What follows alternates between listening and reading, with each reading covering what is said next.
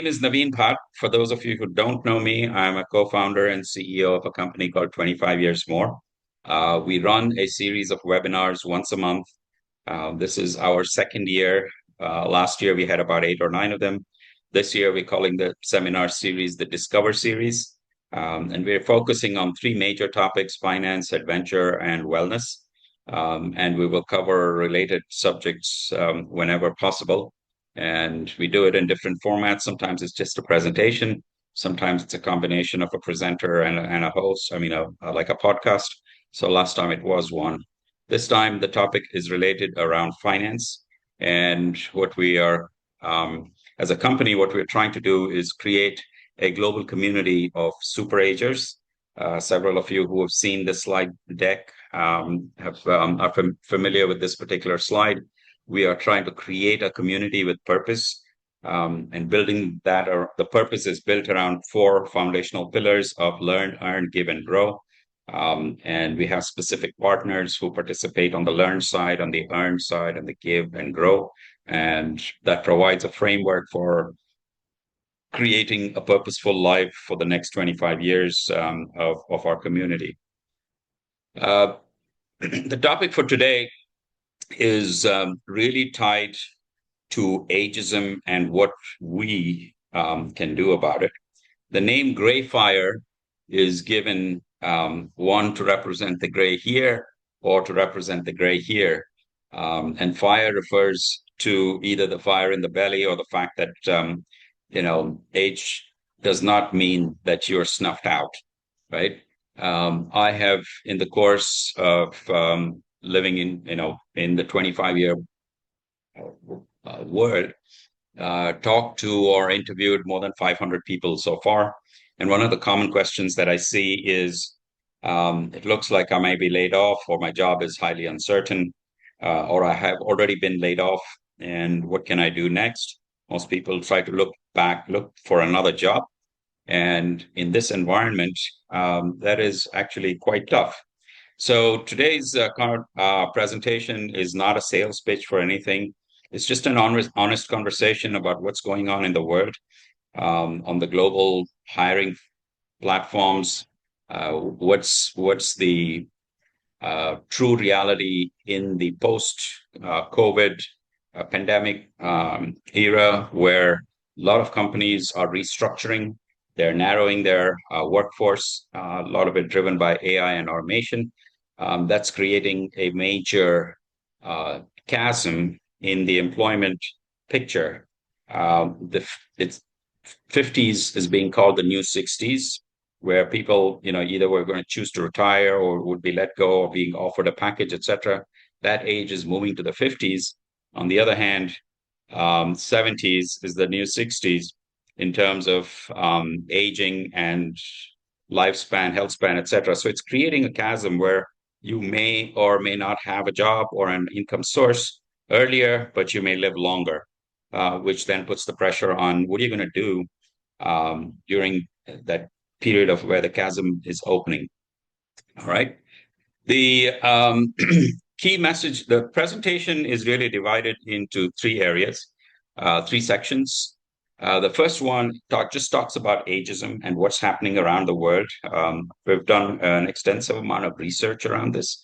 The second section is about the advantage older folks have, which corporates don't see, right?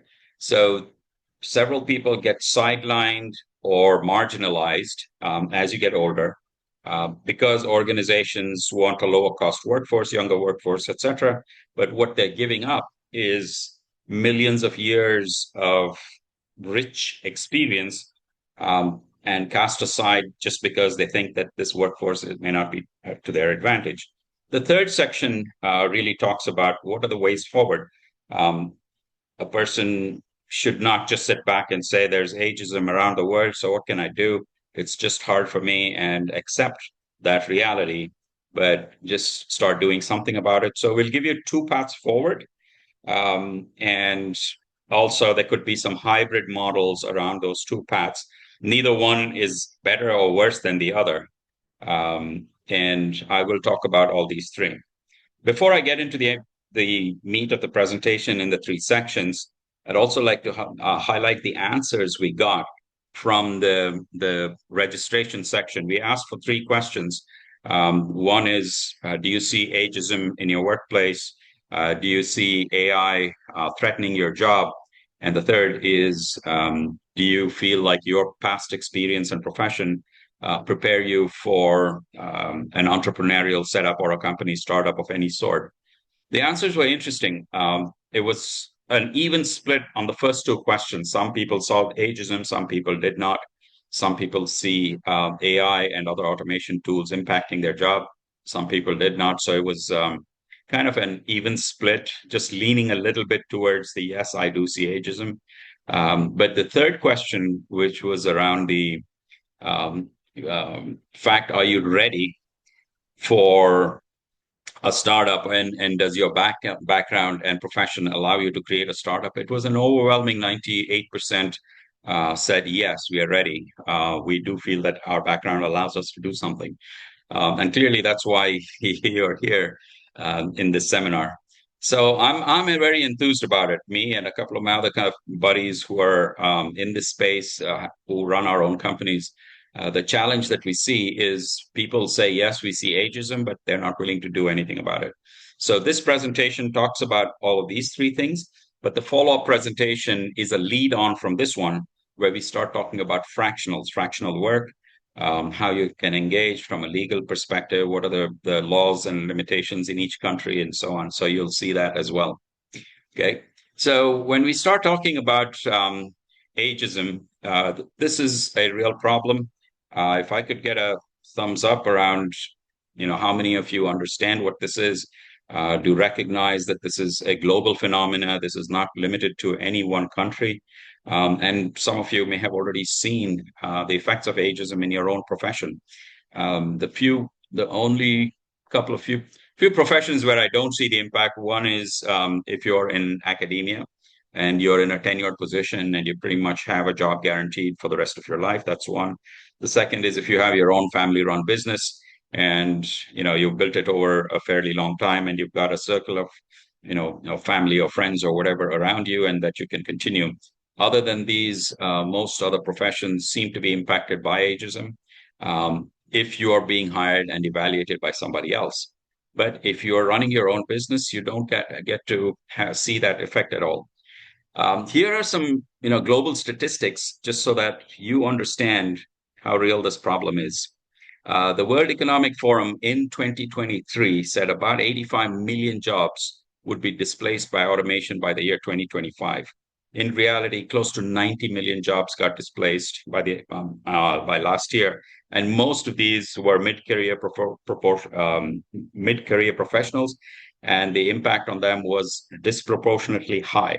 Okay, OECD said workers above 50 take about 35% longer to find re-employment, especially following a redundancy.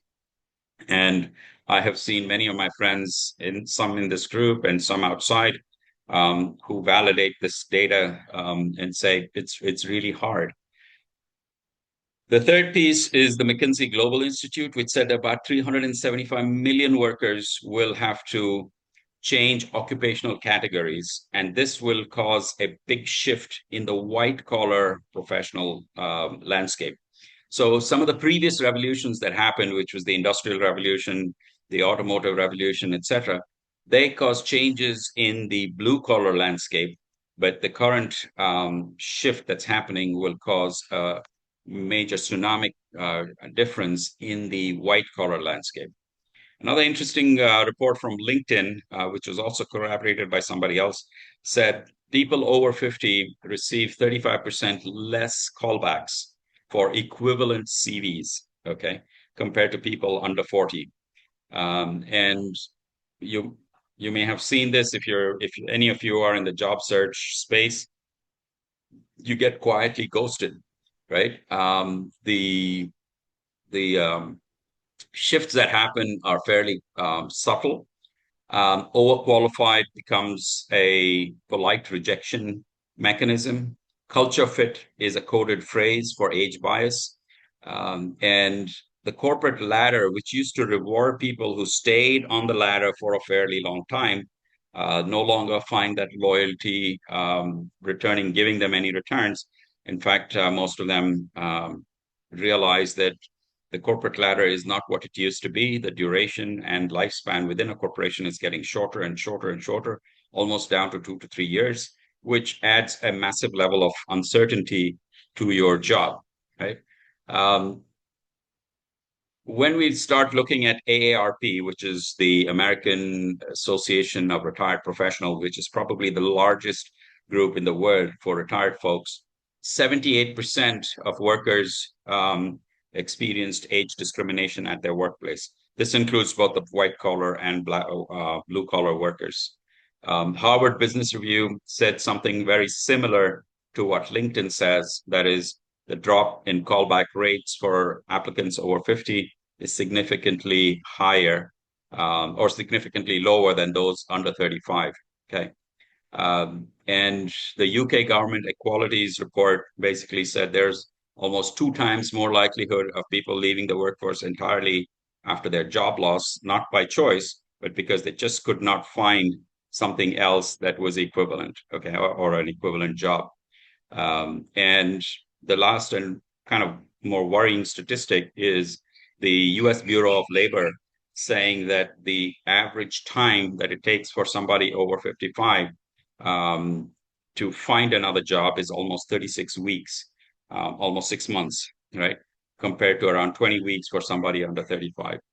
So again, all of these reports just lay the groundwork for what's happening worldwide.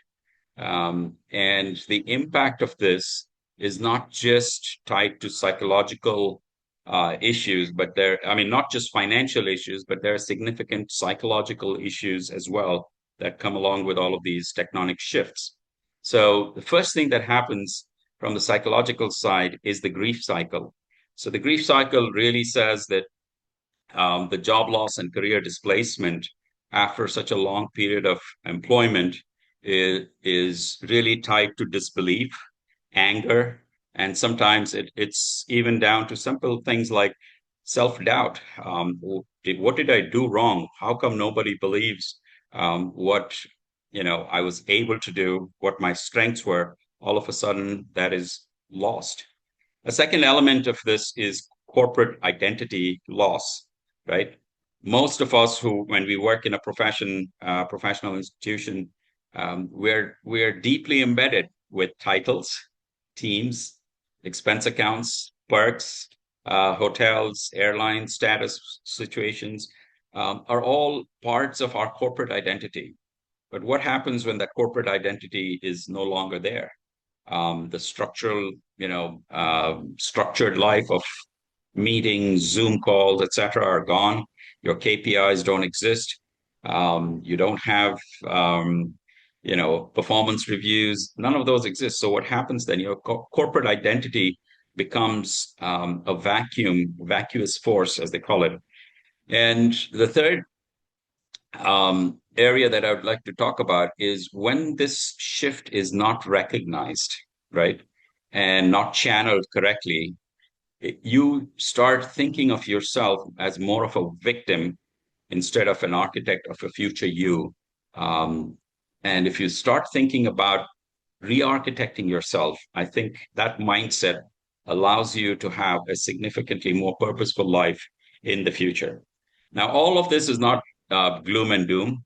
On the positive side, a recent medical study showed that if you start changing the way about how you think of aging, you have a significant improvement in both your cognitive and physical functions. And when you talk about purpose for the latter part of your life, the Hill and Turiano study showed that work, teaching, building, and contributing were the 4 largest areas that contributed to positive sense of purpose and duty and focus for the remaining future years of your life. Okay. So in the conversation so far, I have talked about the fact that ageism is real. And many doors start shutting on the corporate side. But just as each door shuts, you will see that there is another door that's opening, and it's only for you to recognize that and walk in that direction. Every single disadvantage that corporates or larger professional folks starts attributing to people who age could be turned into an advantage, and it's an unfair advantage.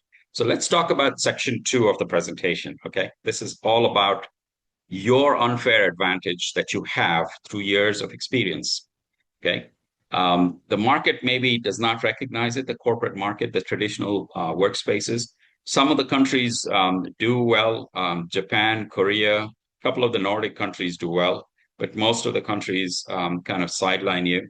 But in reality, if you look at the data on older founders, right, the truth is that founders over 45 have a much better chance of building a successful company compared to founders under 25.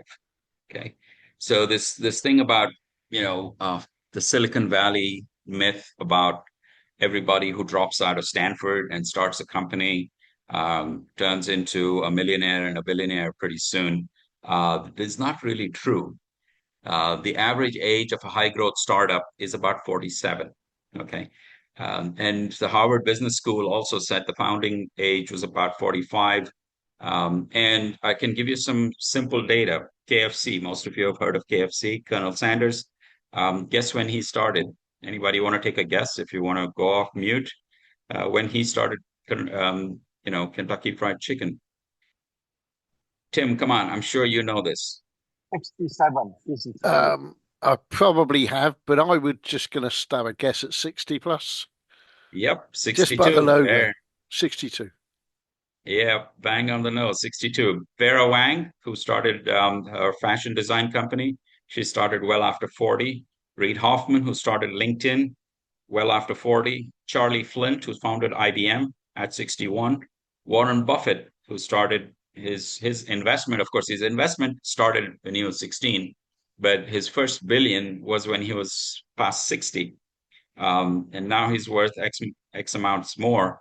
But he also says, get on an entrepreneurial path as soon as you can, because there are so many avenues available to you instead of sitting back and waiting for a 9 to 5 job. Okay. So when I talk about Grayfire, I sincerely believe that people who have this advantage tend to not recognize the what they bring to the table if they were to do their own startup. Okay, and I'll break it into 4 different areas. The first is an extensive network that you create over your course of your professional career, 25, 30 years, whatever it is. I was talking to folks where I said, hey, we bring a big Rolodex, and some of the younger kids were like, what the hell is a Rolodex? So that's how old we are. And sometimes we don't even realize it when we talk. But when we look at our own contact list, sometimes I even forget, who are these contacts from so far ago? And I have to look at what they do now. And almost every one of my contacts have reached various levels of success in, very large corporations. And to get to somebody within 2 levels of LinkedIn is quite possible. And I think that is true for everybody who's been in the industry for 25, 30 years. So an extensive network of people to build a customer base, to build a talent pool, to have groups who can be in your advisory board.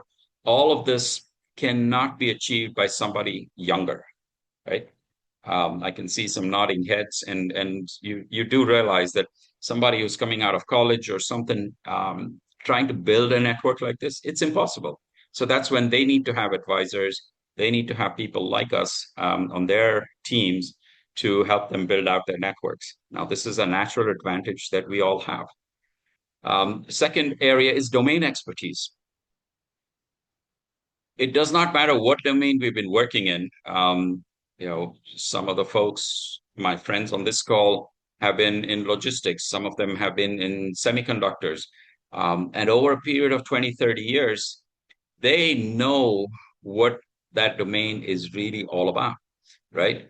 Whether it's, the workflow, the raw materials of the businesses, the vendors in the space, the distributors in the space, these are things that come to you naturally just because of your domain expertise. I knew one guy who was in the shipping industry, and he could give me so much information about the shipping industry. He's like, but I can't find a job. He got laid off of Neptune. It was really hard to hear that, but he was not willing to take the next step. So this is when we started working on GreyFire. The third area is pattern recognition, and this is something that I believe we understand fairly naturally. We have navigated, multiple economic cycles. We've gone through organizational crises, downturns in the business, layoffs, hirings. So we can see around corners that other people cannot, right? This is again, an inherent advantage that we have, which corporates, start to devalue, but it's extremely valuable when you're starting up a new business and starting to scale, etc. Another area is the whole concept of resilience and fault tolerance. When you've been through these cycles, things start impacting you less from an anxiety perspective. You're not starting to think about, oh my God, am I going to make it or not? And should I stop? Should I pivot? These kinds of anxieties that come with young startups are not there because you've ridden through some of these cycles. And I talk about this as well from us. When I look at young kids, we have invested in a lot of startups, and they're willing to pivot fast because they think they can take quick action. But most of the times, the pivoting is not required. And in some cases, when the pivoting is required, they don't recognize that either. So the ability to recognize these kind of things is a big advantage. And the last one is capital access. Most young folks, when they start up a business, the first thing they do is think of a product idea. And then the next thing they want is capital to get started. But if you have, built up your own savings, you have, some ability to fund your own idea, then that capitalized launch is much better than a startup where you're immediately counting on some external funding, then pressures on what the IRR is going to look like, etc. So if you have the ability to invest and start up your own fund, that's much better than looking out to seek, a family and friends round or an angel round or a VC round early in your startup, which then causes a lot of downstream problems in terms of ownership, dilution, direction, etc. So these are the four natural advantages. I would call them almost unfair advantages because people don't recognize them.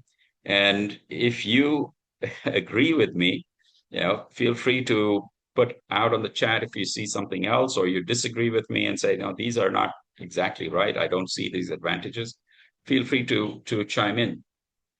So as we talk about, a shift possibly in your own thinking and your own identity, um, I tried to list down a couple of differences and thought patterns that you have to change. So let me start. First, in the corporate world, usually you have an approval chain, you have a hierarchy of people who have to say yes.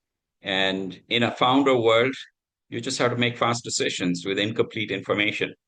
And I was just talking in the morning session about doing things without complete information. Me and my wife, we started building a resort during the uh, pandemic, and we started building it in the Himalayas, and we were sitting in Singapore.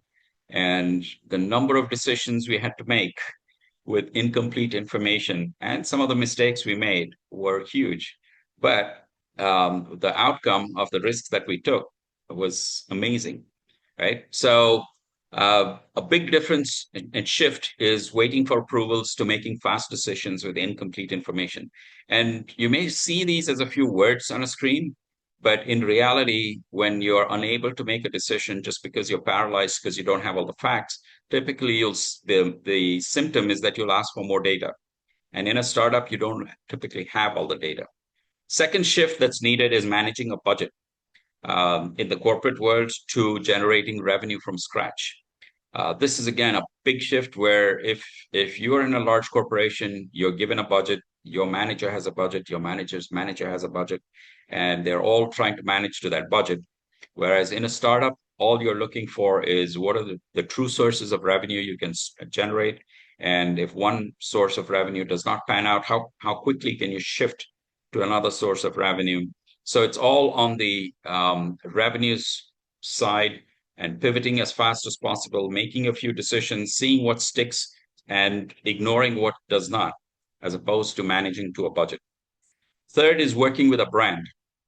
If you work for a Cisco, you work for a Singapore Airlines, you work for any of these large companies, and you carry your business card with you, that brand carries you a long way. Your title carries you a long way. Your division or group that you work in, if it's an AI group, for example, carries you a long way. You have a lot of gravitas. But in a startup, you have to build your own brand. And this is very hard for many people because they never had to build a brand themselves. Think about it. If somebody says, "Who are you?" and you don't have a business card to give, what is your answer? What is your brand? Right? So you actually have many professionals who are in the business of helping you create a brand. This is another major shift. And the last one is employee versus founder mindset, right? An employee mindset is I can, work within this company. I'm going to get a fixed paycheck. I don't like a few people that I'm working with, but that's okay. I can bitch and moan about them. I can complain about all the things that I'm not getting. If I'm working in a company outside of Google, I can tell people, Google gives all free lunches and allows pets to come into the store, et cetera, et cetera. And I can complain and bitch and moan, but I still go back to the same company the next day, right? Nobody's going to cancel you because you're still working as part of that company. In a founder's world, the founder mindset has to be very different. You don't have all these perks. You don't have a structure beneath you to support you. You got to do it yourself. And if something doesn't work and if you blame somebody, you will get canceled in a moment. Every single engagement is an opportunity in a founder's mind. Okay. So these are the major identity shifts that are required as you start considering, okay, I'm not going to accept ageism.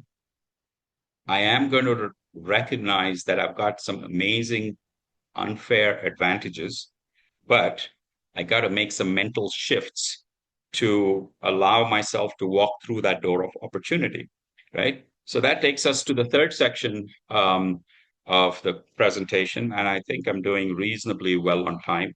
Should I pause here and ask if anybody has any questions? Please, the group is fairly small, so we can take questions if anybody wants to go off of mute.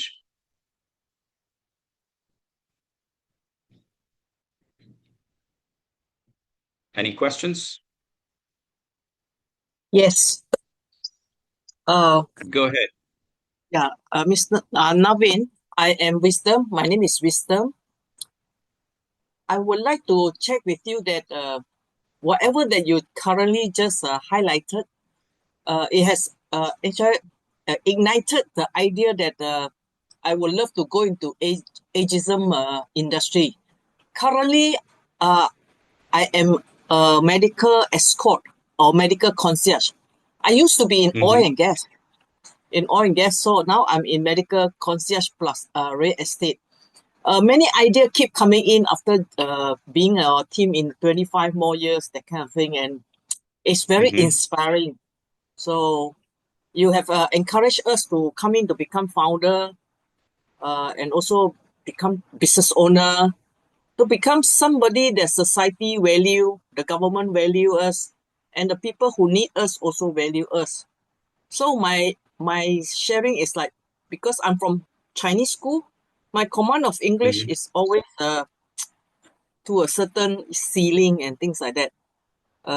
Afraid that I am not good enough. So could you kindly highlight this and then see whether you could give me some light? Thank you. Sure, sure. Any other questions before I address Wisdom's concerns? Okay. Firstly, I think, Wisdom. sorry, Sorry, Naveen, can I? Rehan, go ahead. Yeah, yeah. When we talk to people who have, like-minded professionals who have come out of the corporate world after 25 years, I think one of the challenges we find is the risk-taking appetite. In a corporate Hmm. world, a professional is sort of mitigating the risks either upwards, downwards, sidewards, or to his own professional career to a certain extent. So he limits his risk a lot. I think developing that mentality of having managing risks when you become an entrepreneur, I think it would be good for you to give that insight on how does that mind shift can take place when you are becoming an entrepreneur. Absolutely. I think that will be covered in the next couple of slides, but I will take some time to talk about it as well. Okay. Thanks, Vihan. Thank you. So to go back to Wisdom's question, first of all, whenever Wisdom asks a question, I keep wondering about what a wonderful name she has. So she said, "No, this is my real name." I thought, was it a nickname or something? So, Wisdom, it's amazing that you were in the oil and gas industry and now you're a medical concierge. You should firstly write about your own story because you will inspire others. Okay, this aging tsunami. We had one person in the morning who talked about he was working with NUS and one more educational institution, and he was talking about the aging tsunami in Singapore and all the work that's going on in this area of addressing these shifts that we have to make. And your story of how you moved from the oil and gas industry to a medical concierge might be worthy of a podcast in itself, because few people are willing to take that risk that Vihang was talking about. I'm also happy to introduce you to a good friend of mine, Patrick Liu, who is working in the heartland of Singapore, and he coaches people every day and in his offices. And I was doing a session with his cohort. It got so filled up, we had about 50 people, and now we're doing a second session. And this session is about using AI for property investment. So he had a lot of people who are property investors. And much like you said, um, I would say probably 90% of the audience were Singaporean Chinese, and their language or grasp of English was not as good as somebody who's had English as their first language. But every one of them enjoyed the session because of the way Patrick, allows them to speak up, ask questions, and allows each of them to share their own stories, right? So there are multiple places, Wisdom, where I don't think language is an issue, but it's the grit, the resilience, and the willingness to say, I'm not going to take this lying down.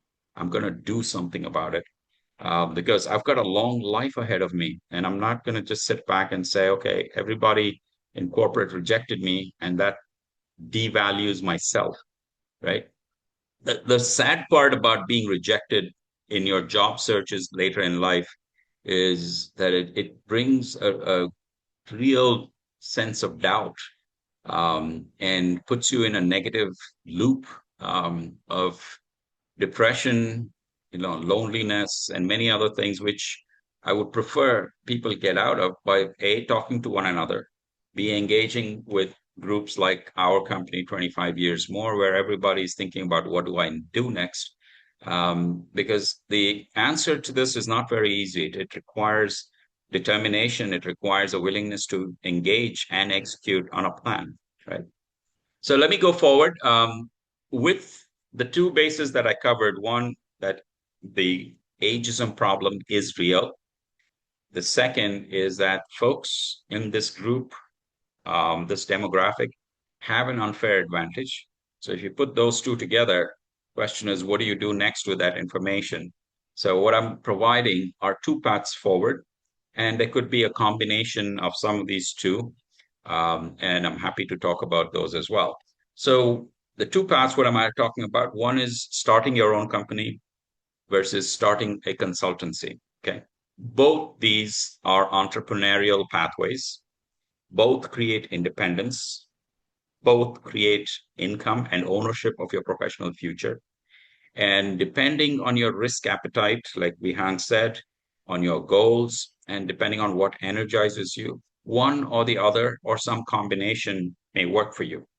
But hopefully you can take a discrete, concrete step towards one of these paths if you are in the space that we're talking about, that is either finished your phase one of your life, or there is a risk of being laid off, or you have been laid off.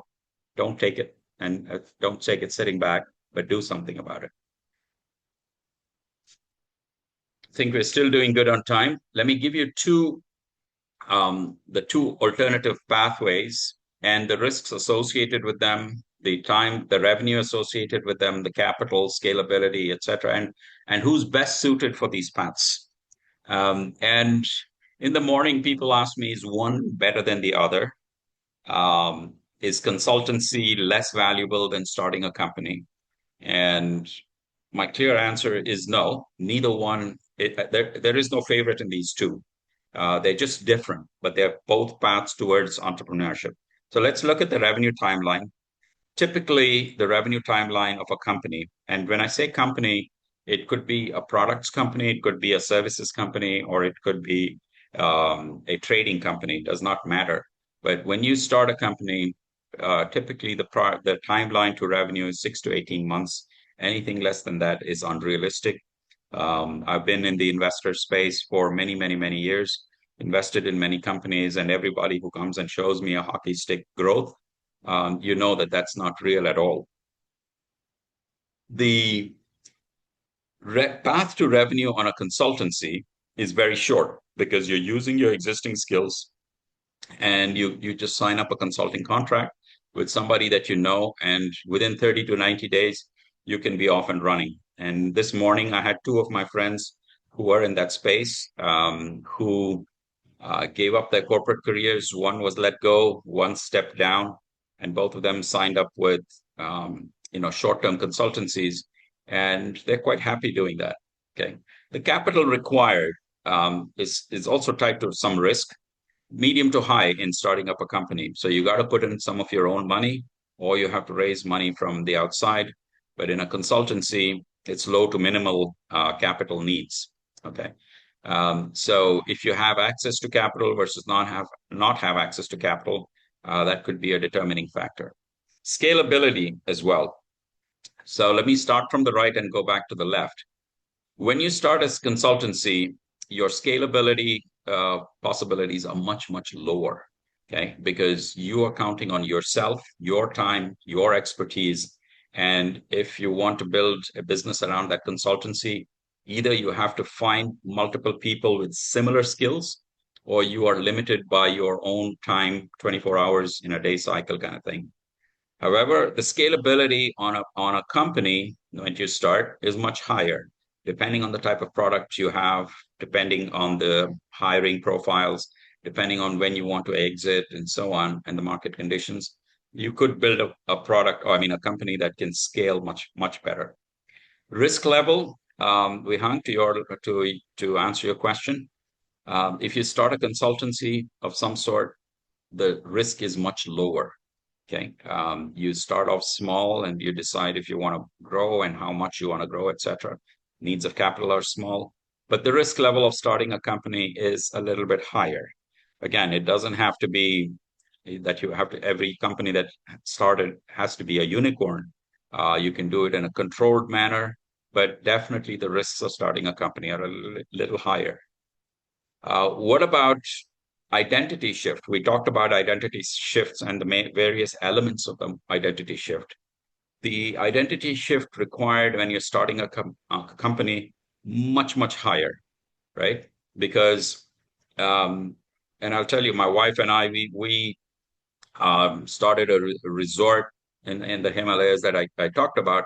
And when we go there and talk about KPIs, talk about meetings, Zoom calls, none of that works, right? Because the way they work is very different. We have to recognize we're doing a small startup, and that shift that we had to make, we're still struggling with it because we ask for certain things, which in a corporate structure, if I was the CEO, if I was the MD, things would happen just because I said it should happen. Or you could call another meeting and, people would say, all right, we are there for you. But when uh, you're working in a startup, it doesn't happen. You don't have the recognition, you don't have the gravitas that comes with your business card and so on. The identity shifts in a consultancy are much, much smaller because you're working in your domain of expertise and you have already been respected. You gained knowledge about it.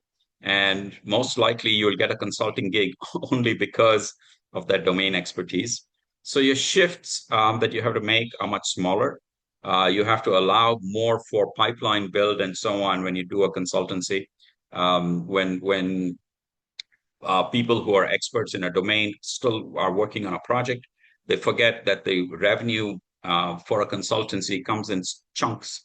It's chunky. You work on a project for 3 or 4 months, you get some money, then you stop, you got to build your pipeline. And how do you prevent that? You have to actually reserve 20% of your time just for pipeline build. These are all things that we will teach in a course called GreyFire on how to build a consultancy. But the identity shifts are much smaller. Last item is who is this best suited for? So for builders, problem solvers, visionaries, think people who can think of solutions whenever there's a market need, they can map it to a solution. For them, starting a company is exciting. For those who are experts in a particular domain, who've been advisors, who've been practitioners, etc., for them, a consultancy is much better. And in some cases, in the morning call, people said, "What can we do? A combination of the two?" Yes, you can. However, recognize that they're fundamentally different. In a consultancy, you are looking at a low cost mechanism to start using your expertise. And in a starting up of a company, you're looking at a market need, a product fit, a product creation and a fit to the market. So fundamentally different paths. Maybe you can start off trying to do a little bit of both. The consultancy gives you some revenue streams and a simple start point, and then you can switch over. But these are the two broad paths towards entrepreneurship that I wanted to talk about. Hope that's clear. If there are any questions, please feel free to ask or put it on the chat. I saw a few thumbs ups coming up. So a few details around starting up a company versus starting up a consultancy. In a company, what you're building up is an asset that will eventually run without you. It will scale. Typically, your goal is building up equity along with income, and some things that could be sold for significantly higher value when you finish or when you decide to step out. The capital needed most likely would be your own, and you would not have to count on somebody else's capital.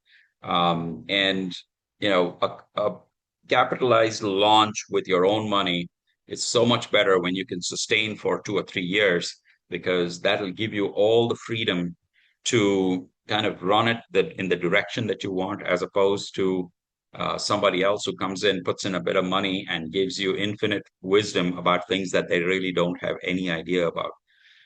It's annoying, and I've seen both sides of it. And the venture capitalists who come in or angel investors who think they know everything are the biggest pain in the ass. So the ability to sustain with your own capital is awesome. Trade-offs, we talked about a little.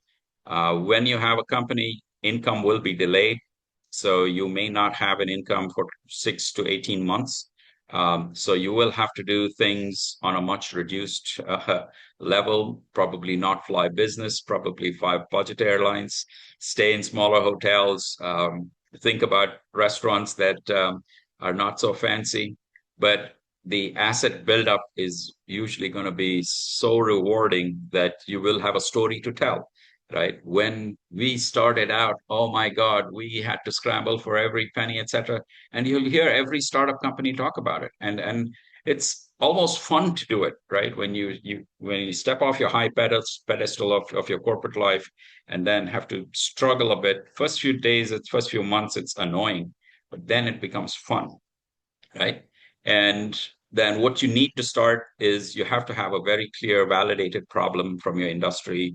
A few co-founders could help you, but then you start thinking about what you have in mind with what the market wants, do the fits, etc. So those are the four things that I would say are needed for a startup.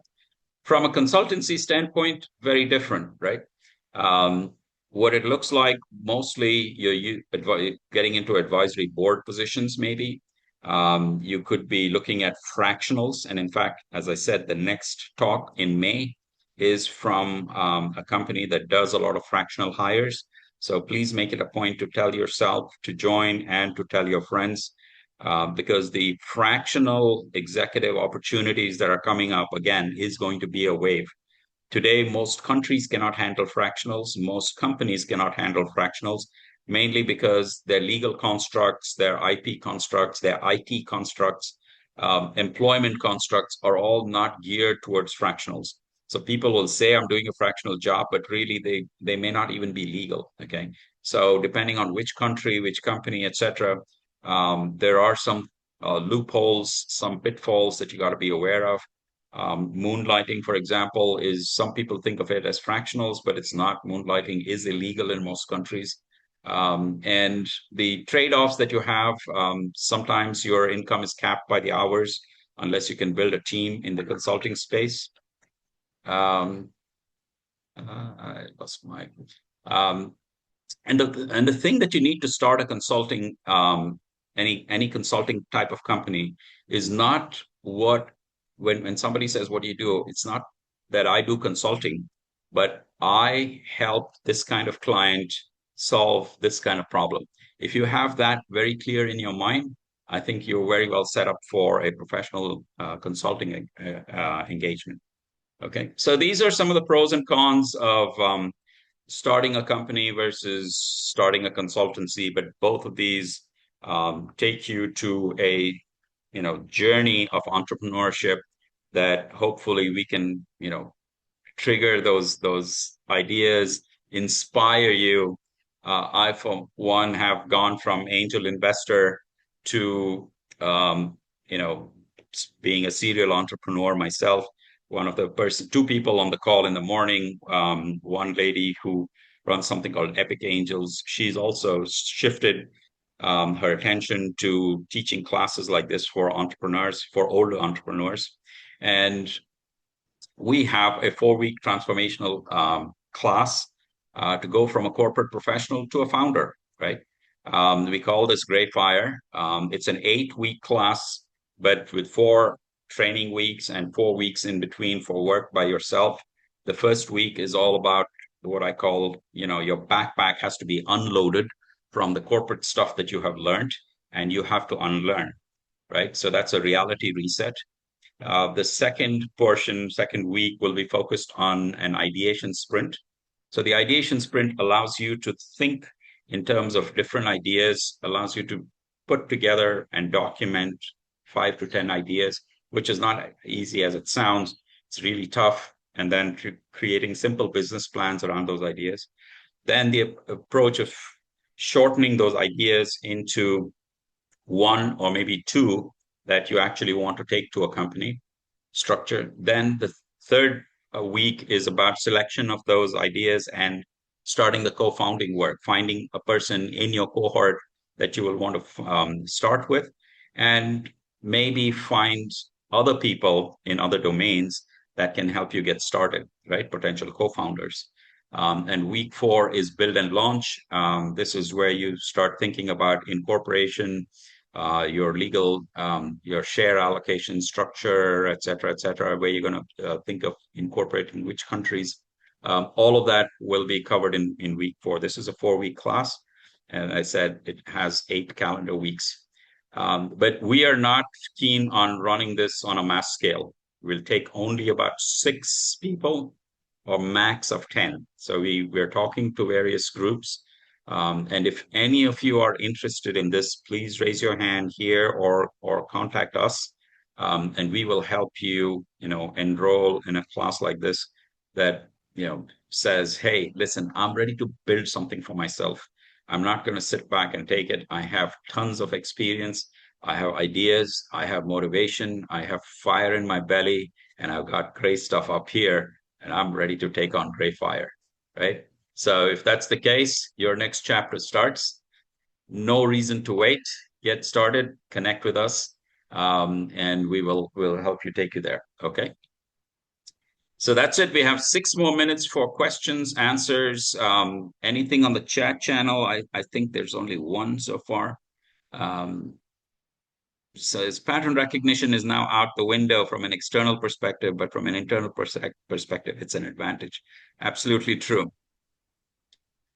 Hey, Naveen, this is a in-person boot camp, right? This is in-person boot camp. Yes, we're going to start in Singapore with a very small cohort. And this is really for people who are serious about this. In fact, we will ask, what's your motivation? Do you have capital to invest? Do you have time to commit to this, and so on? And soon after we do the first one in Singapore, we're going to do a second one in India, possibly do a third one in the US. I think the US probably has some more avenues for doing something like this, but in Asia, for sure, this older entrepreneur group is a blue ocean, wide open, and I think the impact of ageism is going to be much bigger in Asia than in the West. I mean, people think of the West, but literally the two largest nations are in Asia, and that's where a lot of the aging is happening. Japan is well known to be the leader in the aging population. Likewise with Singapore, Korea, and so on. How about buying existing businesses? Vin, are you from Singapore by any chance?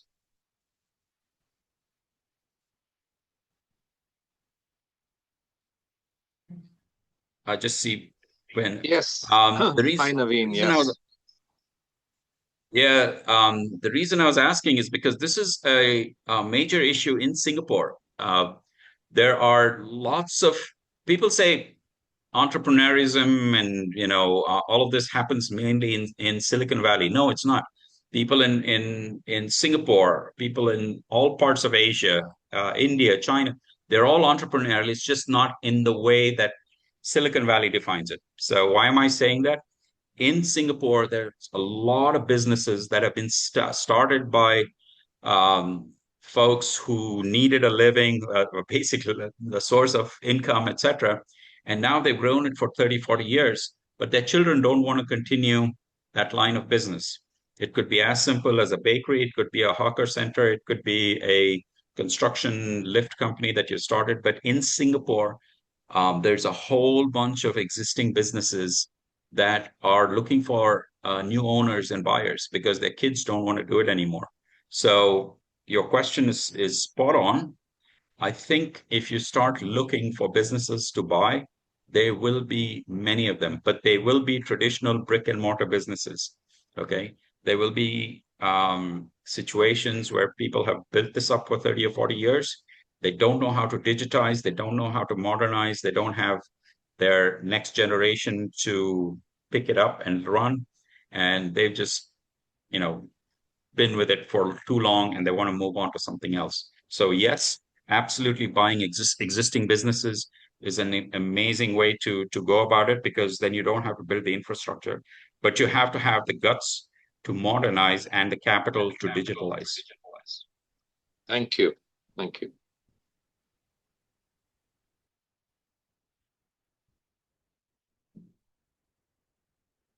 Okay, we are hitting the 1 hour mark. We're at 59 minutes. I'm happy to take any questions. Tim, you've been in the consulting and coaching space for a very long time. I'd love to hear your comments about this, Tim. Thank you for the invite, and firstly, brilliant presentation, well researched, a lot of factual data there that I recognise, certainly from my own perspective, just based here in the UK. Couple of things. I read a book 40 years ago when I first got into selling, written by Miller Hyman. And there's a line in there. It said, whatever got you to where you are today is no longer likely to keep you there. And I think that's true now, 40 years later still. So a word of caution on our advantage of this experience. I think we should utilize our experience. Wow, it's rich in data, rich in just the fact that we've lived it. But don't lead with that as your only value added, because your experience will probably be out of date. It's based on yesterday's activities. But how can you take advantage of all that experience and apply it in the modern world? And I put an item in the comments there about patterns. Patterns as we know it are out the window. The way that we've traditionally valued a business, look at cycles, etc., absolutely out the window because of AI, massive. Also, with the global changes, politically, social, economic, it's not the same as 40, 50 years ago. What is useful is that pattern of internal recognition, because if we can truly understand ourselves, then we can use that to our advantage. And I'm particularly looking at energy levels, getting enough sleep, getting enough exercise, being fit for purpose. And we can recognize those internal patterns in ourselves. Those are things that are still fit for purpose. Thanks, Tim. Appreciate those comments. I have another friend of mine here on the group, Gopu. He's in Australia right now. He went through two massive changes in his profession. I'd love to hear from him. He was in Singapore, went to Qatar, and then he is now in Brisbane. So, Gopu, any perspectives and thoughts on this presentation, and does this inspire you?